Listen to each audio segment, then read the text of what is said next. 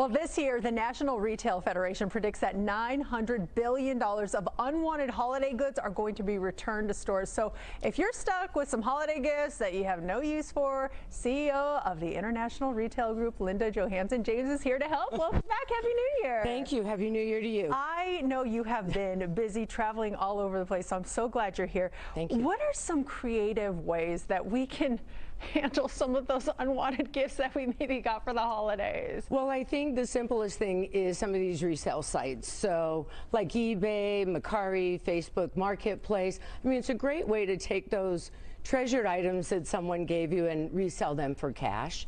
And I think that's a great way. There's always a little bit of guilt in doing that. What about regifting? What's your take on regifting? I think regifting is absolutely appropriate, but just be careful that you don't regift to the same circle of friends or family that gave you that gift. That's very true. Now, you have something really interesting that you've come up with.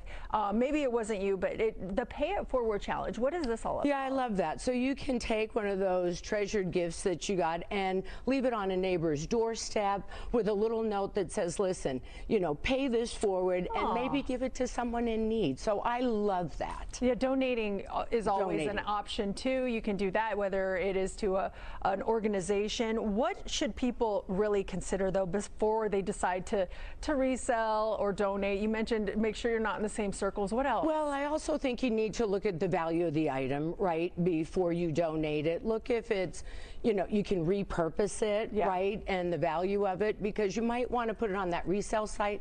But listen, there's nothing wrong with donating to a community center or to a charity, especially now.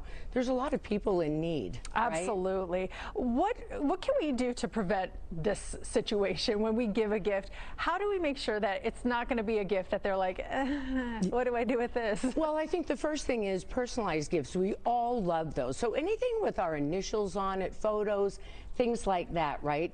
Experiences. People traditionally don't trade in experiences, so I love that. Subscriptions to maybe your favorite book club or something like that. And then lastly, if none of those work, then gift cards.